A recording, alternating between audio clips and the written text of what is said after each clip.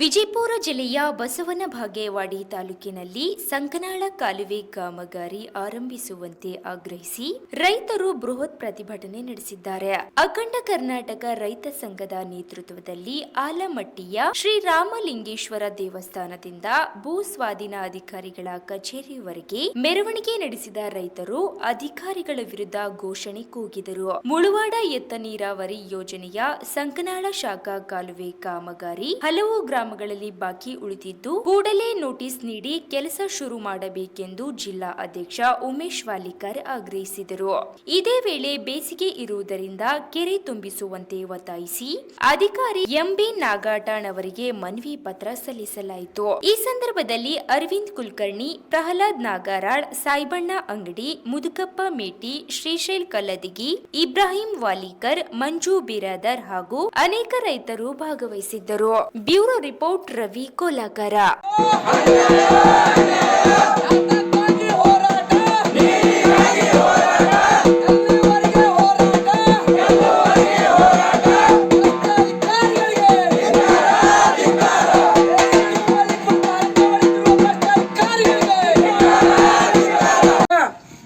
ಬಸವನ ಬಾಗೇವಾಡಿ ತಾಲೂಕಿನಾಗ ಹೂವಿನಿಪ್ಪರಿಗೆ ಹೋಬಳಿಯಲ್ಲಿ ಬರುವಂತ ಸಂಕನಾಳ ಶಾಖಾ ಕಾಲುವೆಯಲ್ಲಿ ಬರುವಂತಹ ಶಾಖಾ ಕಾಲುವೆ ನೀರು ಬರ್ತಾವ ಅಂತೇಳಿ ರೈತರು ನಂಬಿ 1,000 ಎಕರೆ ಕಬ್ಬು ಹಚ್ಚಾರ.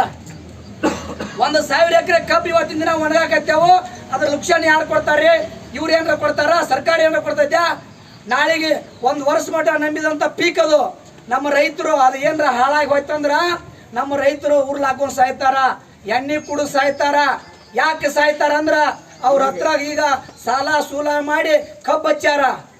ಹಲವಾರು ದ್ರಾಕ್ಷಿ ಬೆಳೆಗಳು, ಉಳ್ಳಿಗಡ್ಡಿ ಬೆಳೆದಾರ. ಉಳ್ಳಿಗಡ್ಡಿ ಬೆಳೆದರು, ಉಳ್ಳಿಗಡ್ಡಿ ಬರೀ 500, 400, 300 ಬರೀ ಹೊಲ ಕೆಲಸ ಮಾಡಿದವ್ರು ಪಗಾರ ಆಗಲ್ರಿ. ಏನು ಕೊಡ್ಬೇಕು ರೈತರು? ಹಿಂಗಾಗಿ ನಮ್ಮ ರೈತರು ಮತ್ತು ಮುಂದೆ ಅವ್ರ ಮಕ್ಕಳ ಮದುವೆ ಯಾವಾರ ಬಂದು ಅಂದ್ರೆ ತೆಗೆದು ಹಾಕಕ್ಕೆ ದುಡ್ಡಿರಲ್ಲ, ಸಾಲ ಮಾಡಿರ್ತಾರ, ಬ್ಯಾಂಕ್ನಾಗ ಸಾಲ ಮಾಡಿರ್ತಾರ. ಊರ್ ಮನಿ ಒಳಗ ಯಾರೋ ಶ್ರೀಮಂತರ ಹತ್ರ ಸಾಲ ತಗೊಂಡಿರ್ತಾರ. ಅವ್ರ ಕಿರುಕುಳ ಮತ್ತು ಬ್ಯಾಂಕ್ನವ್ರ ಕಿರುಕುಳ ಸಾಲದೇನೆ ನೇಣು ಹಾಕೊಂಡು ಎಣ್ಣೆ ಕುಡಿದು ಸಾಯ್ತಾರ. ಗ್ರಾಮದ ಶಾಖಾ ಕಾಲುವೆ ಅಲ್ಲಿ ಹಲವಾರು ಹಳ್ಳಿಗಳು ಬರ್ತಾವ. ಕಾನಾಳ, ಕಣಕಾಲ, ಜೇವಡ್ಗಿ, ಸೋಲೋಡ್ಗಿ, ಅಗಸಬಾಳ, ಹೂವಿನಿಪ್ಪರಿಗೆ ಇವೆಲ್ಲ ಹಳ್ಳಿಗಳು ಬರಡು ಭೂಮಿ ಆದಂಗೆ ಆಗಿಬಿಟ್ಟ ಭೂಮಿಗಳಲ್ಲಿ ನೀರಿಲ್ಲಾರ್ಕ. ಅದಕ್ಕೆ ನೀರಾವರಿ ಸಂಬಂಧ ನಾವು ಈಗಾಗಲೇ 1 ವರ್ಷದ ಹಿಂದ್ಗಡೆ ಅಹೋರಾತ್ರಿ ಧರಣಿ ಸತ್ಯಾಗ್ರಹವನ್ನು ಮಾಡಿದ್ದೇವೆ. ಇಲ್ಲಿ ಆ ಮಾಡಿದ ಸಮಯದಲ್ಲಿ ರಾತ್ರಿ 11 ಗಂಟೆಗೆ ನಮ್ಮ ಕರ್ನಾಟಕದ ಮುಖ್ಯಮಂತ್ರಿಗಳಂತ ಸಿದ್ದರಾಮಯ್ಯ ಸಾಹೇಬರು ಆದೇಶವನ್ನು ಕೊಟ್ಟರು. ಆ ಆದೇಶ ಕೊಟ್ಟು 1 ವರ್ಷ ಗತಿಸಿದರೂ ಕೂಡ ಅಧಿಕಾರಿಗಳು ನೋಟಿಸ್ ಜಾರಿಗೆ ಮಾಡಲಿಲ್ಲ. ರೈತರಿಗೆ ನೋಟಿಸನ್ನು ಜಾರಿಗೆ ಮಾಡಲಿಲ್ಲ. ಇವರೇನು ನಿದ್ದೆ ಮಾಡಿದ್ರ? ಇವ್ರಿಗೇನಾದ್ರೂ ಸಮಸ್ಯೆ ಐತ್ಯಾ? ಅದನ್ನು ಬಂದು ನಮ್ಮ ಮುಂದೆ ಇವತ್ತು ಹೇಳಬೇಕು. ಸಮಸ್ಯೆ ಏನೈತಿ ನಿಮ್ಗೆ? ಏನು ಯಾರಾದರೂ ನೋಟಿಸ್ ಕೊಡಬೇಕು?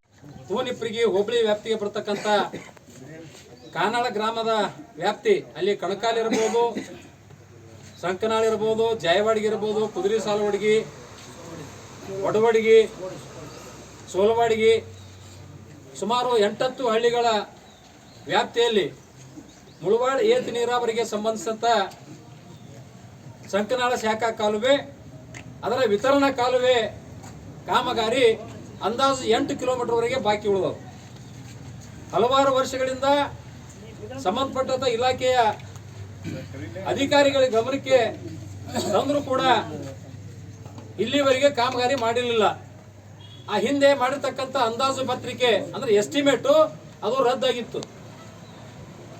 ನಂತರದಲ್ಲಿ ನಮ್ಮ ಅಖಂಡ ಕರ್ನಾಟಕ ರೈತ ಸಂಘ ಹುಟ್ಕೊಂಡ ನಂತರ ಆ ಭಾಗದ ರೈತರು ಇಲ್ಲ ಸರ್, ನಮ್ಮ ಸಂಕನಾಳ ಶಾಖಾ ಕಾಲುವೆ ಕಾಮಗಾರಿ ಅರ್ಧಕ್ಕೆ ನಿಲ್ಲಿಸಿದ್ದಾರೆ, ಹಿಂದೆ ಮಾಡಿರ್ತಕ್ಕಂಥ ಆ ಯೋಜನೆಯನ್ನ ಕೈ ಬಿಟ್ಟಿದ್ದಾರೆ ಸರ್ಕಾರ, ನಮಗೆ ಅನ್ಯಾಯ ಆಗ್ತಾ ಇದೆ. ಈ ಭಾಗದಲ್ಲಿ ನೀರಿನ ಒಂದು ತತ್ವಾರ ನಮಗೆ ಸಾಕಷ್ಟಿದೆ. ಸುಮಾರು 4-5 ಕಿಲೋಮೀಟರ್ವರೆಗೆ ಹೋಗಿ ನಾವು ನೀರು ತರುವಂತಹ ಪರಿಸ್ಥಿತಿ ನಿರ್ಮಾಣ ಆಗಿದೆ.